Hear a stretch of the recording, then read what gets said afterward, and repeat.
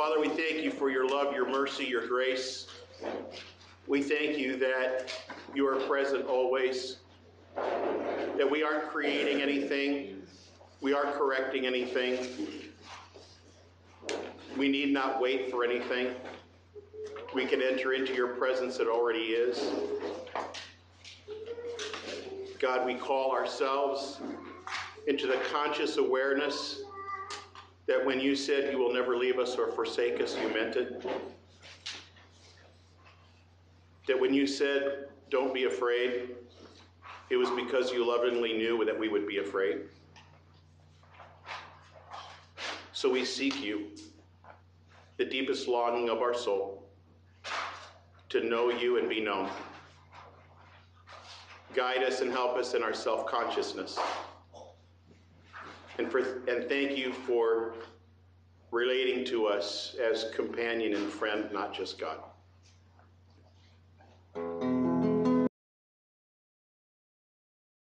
Okay, so I put in here that we would discuss a little bit more on the belong, believe, behave, and the truth of it is that's pretty much all I ever talk about. And the idea here is, I feel so much better having a whiteboard in here. I'm excited, and a pen. I know, right? Didn't we miss it? Yes. Yeah, okay, I did, yeah. Yeah, it really freaked me out when they wanted me to do a PowerPoint because it was going to go out through the airwaves, and I'm like, can I just do whiteboard? No, it ain't going to work, Henry. So when we look at, just as a quick 1-minute review on that aspect of it, we were taught oftentimes to, if you behave, then you will believe. See the abracadabra prayer? Asking, God come in your heart, the whole thing, and that was what was described as the awakening and that aspect of it, and then you will belong, right? And so that aspect of it makes it partially good news. You might not go to hell. Okay, welcome in. In this idea of seeing the work of Jesus, of saying you belong, is mind-blowing. To have that declaration, he said he was preaching good, they said he was preaching good news. To preach meant to herald. It was to proclaim something that something greater than yourself actually declared. Sound familiar? Okay, so with this, when the higher power, the something greater than yourself, when God says you belong, you have no say in the matter. In the same way, if you're fearful that God is telling you, you better behave and get it together, now you're going to embark on a journey of behavior, trying to get it right, trying to, get yourself to a place where you're acceptable, where you're enough. And you look at our culture and how vulnerable we are in our self-consciousness. That's exactly what we want to be able to hear. We want to be able to hear, you're enough. We want to be known.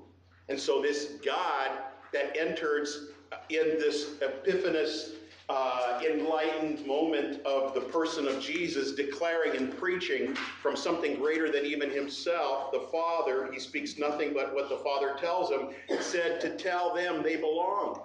That's incredible. Because these people had watched through, ambiance. How ironic, the light's supposed to go on, and it didn't. It went off. So that change in our understanding of God didn't change, our understanding of God changed. The trajectory of this life was moving and altering and changing in our humanity of we belong. And that in turn starts to weigh on our understanding of believing, because even though I belong, I may not believe in my head that I belong. That's where we battle, right? That's where we battle, is in the thoughts that I feel like I don't belong. Remember, the foundation of it is still, it doesn't matter what you feel if you belong.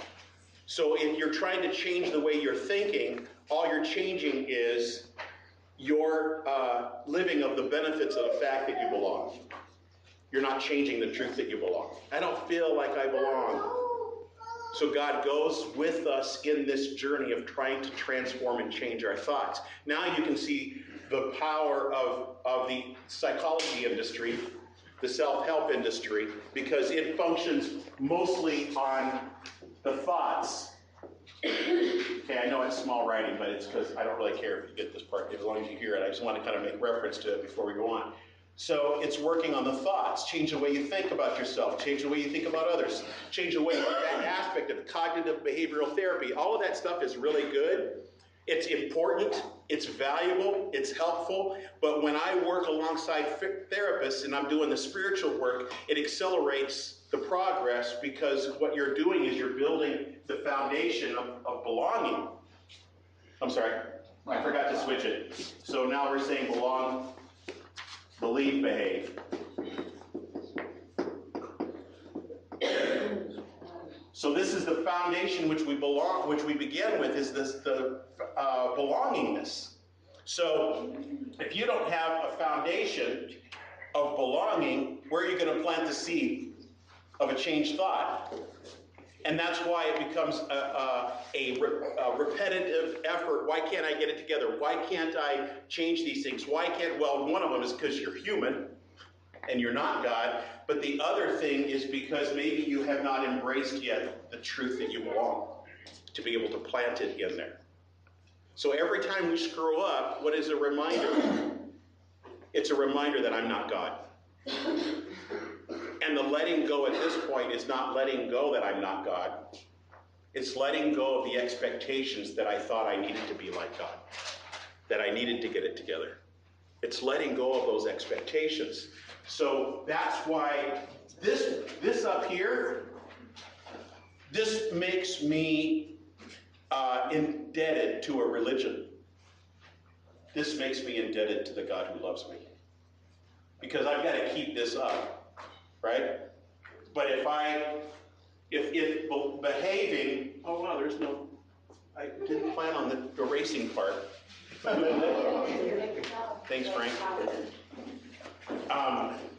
So if we eliminate the idea, if we eliminate behaving in order to belong, we're messed. We've lost it, because it doesn't matter anymore. If I don't get the behaving right, I don't belong. Okay?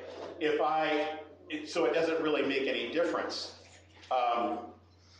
Thank you, Jennifer.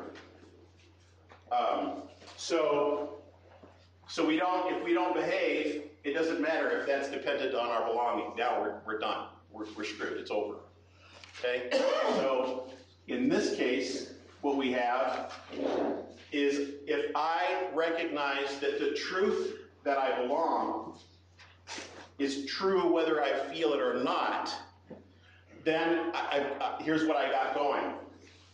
Behavior is the fruit of the fact that I believe that I belong.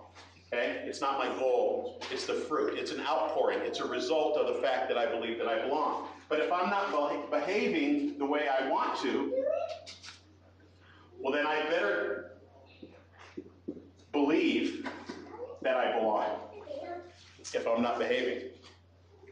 So now I'm trying to get it in my head that God loves me no matter what. Ooh, step up. Sorry, Jonathan. So here I'm stuck with here. See, my ego, my pride is going to say, I want to behave. I want to get this right. That's why it's so important to recognize, apart from God, I can do nothing. So that I don't keep trying to win over this idea in my behavior. Right? I think we think that when we do that, that somehow we're going to give up the idea of doing better or doing well or prospering or recovering. If I let my guard down and actually believe that I'm okay and I'm enough where I'm at. Anybody felt that way before? That if I let my guard down and accept this grace of truth, that somehow I'm going to rest on my laurels and I'm going to die. That is untrue. That is not true. It's more the other way around. If you try to do it on your own efforts and in your pride and your ego, you are guaranteed of a fall. Because apart from God, you can do nothing. So if behaving is not working, and you're doubting now, too much doubt, now you're screwed. So I'm not behaving and now I'm doubting? No, because in this model, it's true whether I feel it or doubt it. That's why when Jesus was speaking to the woman at the well, she said, according to what everyone else says, that you're supposed to worship either down in Jerusalem or you're supposed to, we say we worship up here on the mountain. And Jesus says, I tell you the truth, there will come a time when true worshipers will only worship in spirit and in truth, not down there and not up here. Where you sit, where you are, is where that temple is, where that place is, where the locale is. That's the capital P presence of God. That's why I put this little quote here at the bottom of the scriptures by Richard Rohr that is really too small for me to read. So once we can, I can do it. Once we can learn to be present to the present, it's capital P presence, the things that need to bother us don't bother us quite as much. The things that used to defeat us no longer defeat us. The things we thought we could never surrender to, we now can.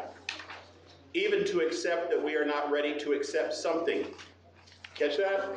It takes the head games away, doesn't it? Even to accept that we are not ready to accept something is still a form of this utterly grounding and accepting presence. That's why I have somehow been able to convince a lot of atheists to pray. But the prayer sounds like this: God, I don't even know if you exist. It's not saying I know you don't exist. There's the humility right there.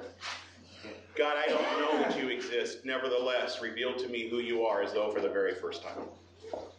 And I'm open. Now you've got the pride, the ego out of the way. You've got something to work on. I've never had somebody say, no, I'm not going to do that. It's actually giving them permission to admit and where they are at, instead of expecting them to be somewhere where I think they ought to be, or somebody else thinks that they ought to be. So here we rest on the truth that you belong, whether you feel it or doubt. So now the rest of this journey is working on the thoughts and then experiencing the fruit of the behavior. Isn't that a relief? Okay, so now as we look at this, we can see Scripture.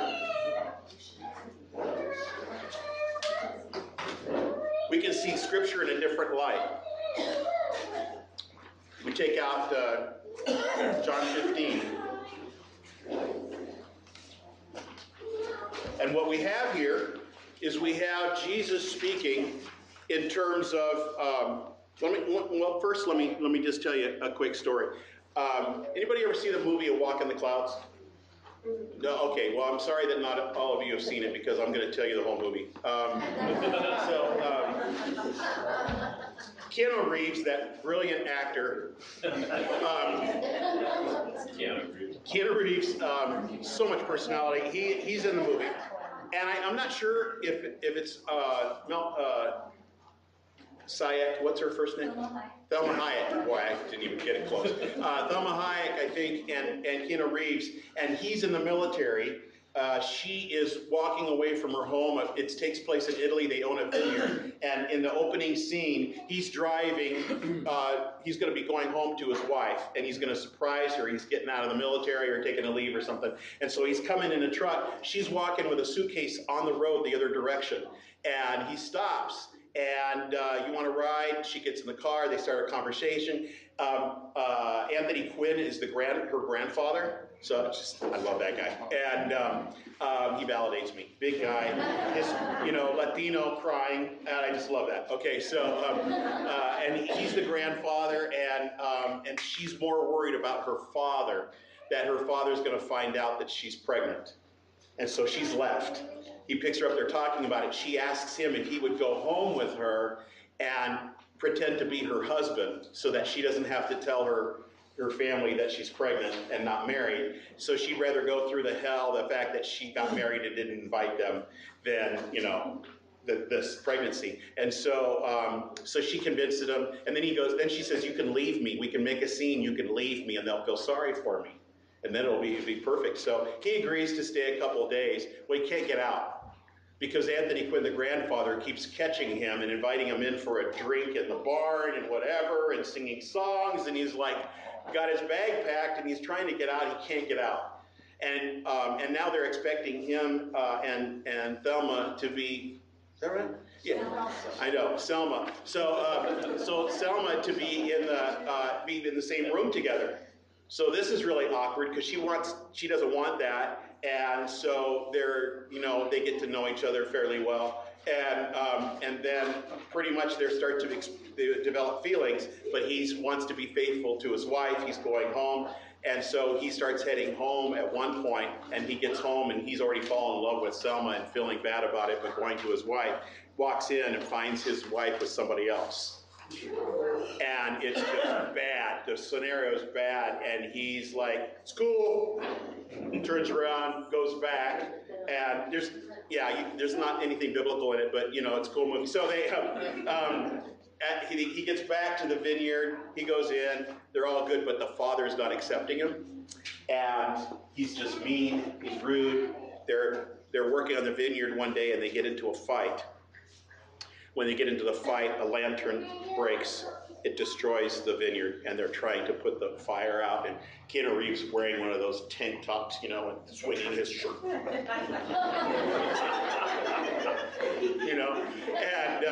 And so then he's charred from the fire. He's and they're panning the scene of the family devastated by that was their whole life, was the vineyard, their whole life.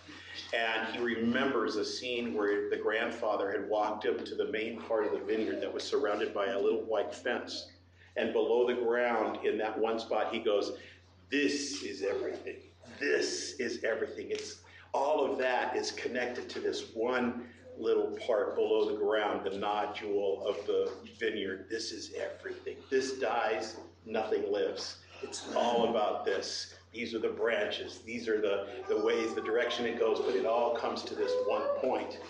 And they mimic, every branch and every vine mimics the original little nodule below the ground, and it looks kind of like that, but it's really about this. He remembers this, so he goes walking and making his pecs go like this, and he's walking through and he goes through the little fenced-in area, and the music's starting to play, and he pulls that, and I'm thinking, God, you idiot, don't pull it out of the ground, and he pulls the root out, the main root out, and he carries it back, and when he gets to the family, he shows it to the grandfather, and the grandfather pulls out his knife and cuts through that little nodule, and he's like, it's alive!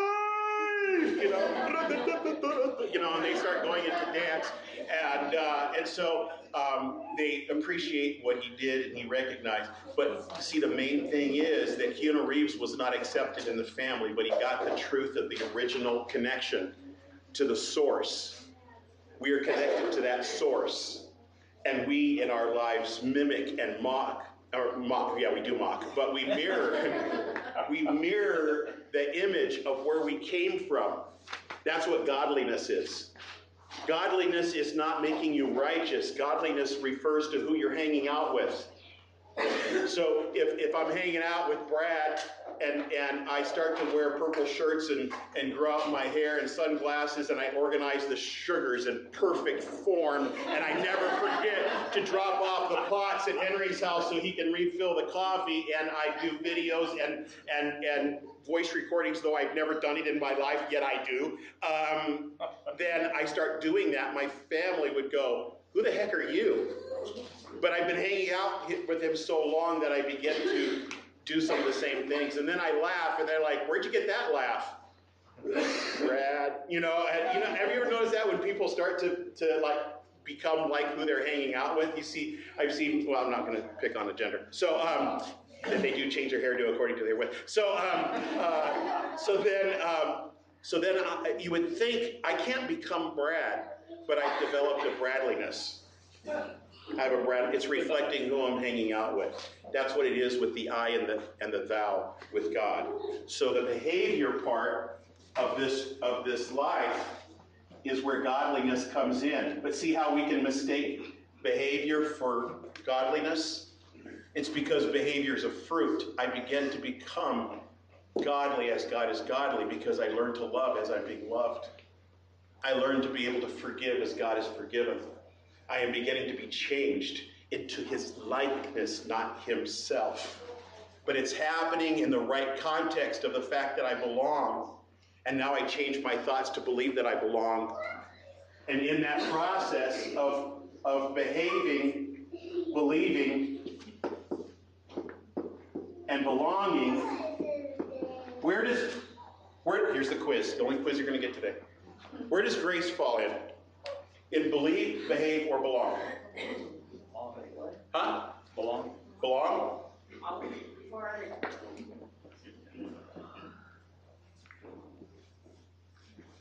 We're surrounded by his grace. In our truth of our belonging, in the efforts of our behavior, in our wrestling with our mind and our thoughts. And we are surrounded by his grace. That's why it's not okay in my mind to say grace, but. Grace, but. Grace does not have a but. She might, I mean, it's intangible. That's a different grace. And if there's a grace here, I apologize, all right? And to the rest of them, Faith and Joy, or whoever else is named in the process of this future teachings. But grace does not have a but, because it would mean that we are saying, yes, there is God's grace, but there's responsibilities. That's not real grace. That's not real grace. It's out of the grace and the sense of belonging that I find myself doing responsible things. It's my connection, my attachment. So what's important for me at this place is to listen to these scriptures that say, I am the true vine. My Father is the vine dresser. Jesus is always yielding to his greater power, to the higher power, to God. He's always yielding to that. Every branch in me that does not bear fruit, he takes away, and every branch that bears fruit, he prunes it so that it may bear more fruit. Okay, anybody feel like they're being pruned in this life? Okay, so pruning, if we treat this in a literal sense without the metaphorical meaning behind it, then we're going to feel like the pruning aspect of is you're cut off. You're cut off, and then look what happens afterwards. We're not there yet, but it says let's hold that for a minute, the idea of not bearing fruit. It says you are already clean because of the word. Here's that sense of belonging. You're already clean. It's by the declaration of what God says about us, and that's what Jesus was doing. He was heralding the fact that you belong, and that's good news. Good news isn't you might not go to hell. That's not good news. Good news is you belong. Why would people want to prevent you from believing that you actually belong spiritually? What would be the motivation? Power.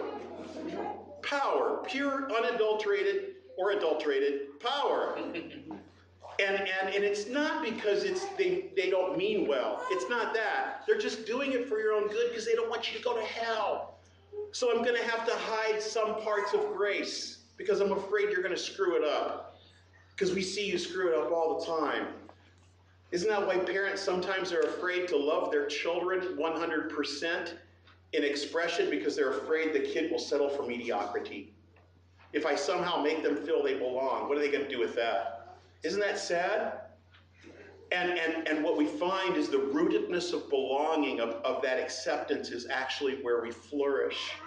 That's where we flourish.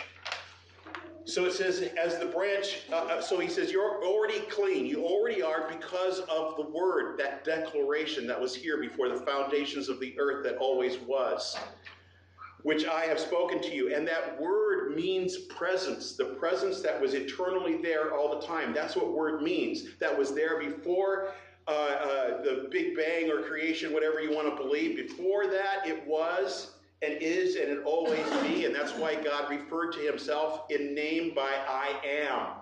That's powerful. That's the word. He says, abide in me. If you can just get the picture of being present in a jacuzzi. You know, now, this is where people might, that dude's a heretic, man. He's just all fluffy and everything. It's like one of the ladies that came into Calvary one time. I was doing this, teaching on this over and over and over again, and then she put her hand up, and she was like this a lot of the time, so I should have seen it coming, but she was like, the whole time I was teaching. And then she put her hand up and she goes, you know, I can see that you like things to be really fluffy and wonderful, but when are you going to teach on sin? And I'm like, when you get that you belong, then I'll tell you about sin. But until you get that you belong, what's the point of talking about sin? Until you know that you are welcomed in your home and in your family, it's not a safe place to screw things up, because you're going to forget your identity. We went right to behavior, you guys, when we had our awakenings and our epiphanies. We went right to behavior instead of abiding in the truth of who we are. Sit in that jacuzzi of God's grace and abide in that and take it in until you are safe to go out into the world and experiment and try things as though for the first time. Abide in me and I in you, as the branch cannot bear fruit of itself unless it abides in the vine. So neither can you unless you abide in me. If we wanted to change it and put our words, as the branch cannot behave unless it abides in the vine, so neither can you. As the branch cannot recover and stay in recovery with longevity unless it abides in the vine, so neither can you unless you abide in me. I am the vine, you are the branches. He's getting it in the prayer. I'm God, you're not, is what we need to hear all the time from God. If anyone does not abide in me, he is thrown away as a branch and dries up, and they gather them and cast them into the fire, and they are burned. Now, if I said that like in a different way, you know, you're going to burn, you know. It's all about your sin. But what this is doing is it's taking the hyperbole that's involved that Jesus used to say, don't you feel sometimes like you've dried up? Don't you feel sometimes like spiritually you're dry? Doesn't it feel like you feel like isolating and separating? Doesn't it feel as though when you give up your decision making because of the things that you've done, that others are gathering you up and pushing you aside? Man, we don't have to look towards the heaven and hell aspect of it to know what it feels to isolate, to be separate, to feel like you don't belong. And it's though as you have dried up and others have picked you up and taken you and burned you. And he's saying, so don't do that. Stay abiding in the sense of the belonging. If you abide in me and my words abide in you. If you abide in me, get yourself to sit still physically, and my word abide in you, the declaration of what God says, then you will belong. You'll experience the sense of belonging. That's the reverse of the contemplative life.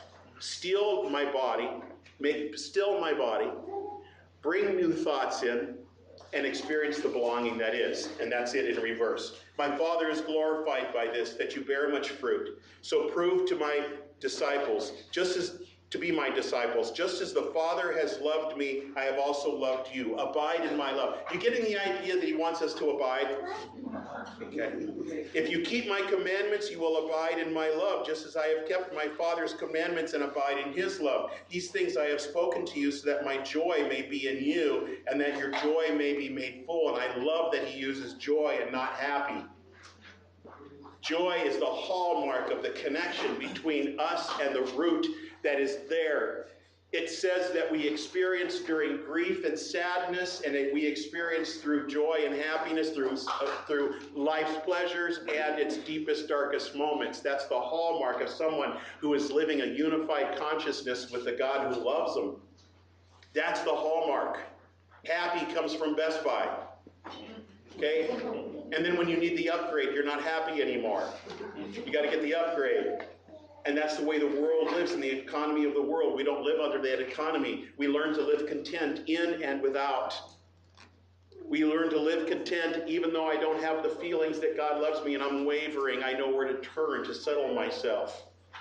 These things I have spoken to you so that my joy may be in you and that your joy may be made full. This is my... Do you think it's possible that when Jesus was carrying the cross, that when he told his mother, behold your son, And when he said all things have become new, that in the midst of the torture and the persecution and the pressure, that in the middle of that, possibly he actually was experiencing at the same time, paradoxically, joy. That seems crazy to even think about that. So you know what? In my little meager life, and what I think is bad news and difficult suffering, which is nothing in comparison to the one that I follow had, he's offering his joy for me in my life. I think I'll take it. You did not choose me, but I chose you. You guys, we're not creating anything. We're not making stuff up. We're not creating our recovery. We're not trying to change our life. We are stepping into what God is already doing and what is already occurring in the flow of this life force. God causes all things, the synergeo of God's co-laboring with us. We are stepping into what God is already doing. That your fruit would remain, so that whatever you ask of the Father in my name, he may give to you.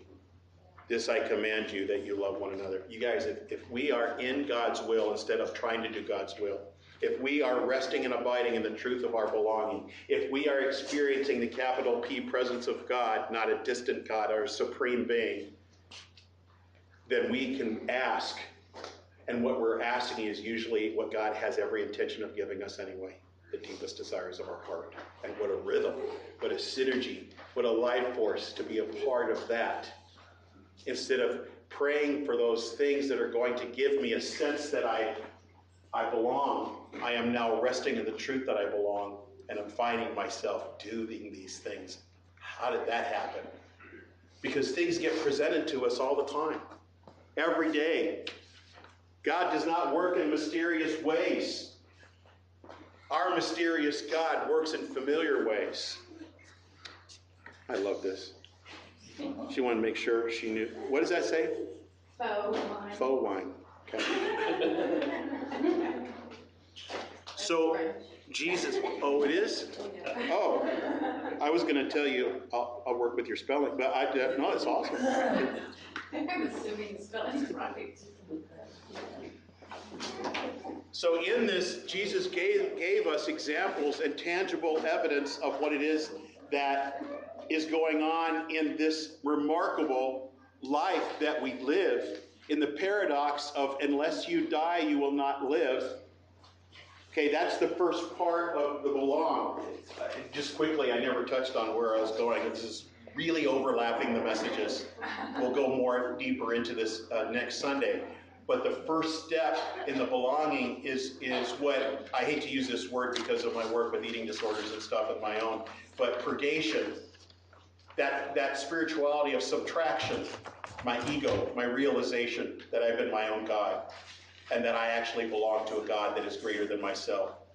That's the first part. The believing is the enlightenment. When my mind gets a hold of this and you're like, what?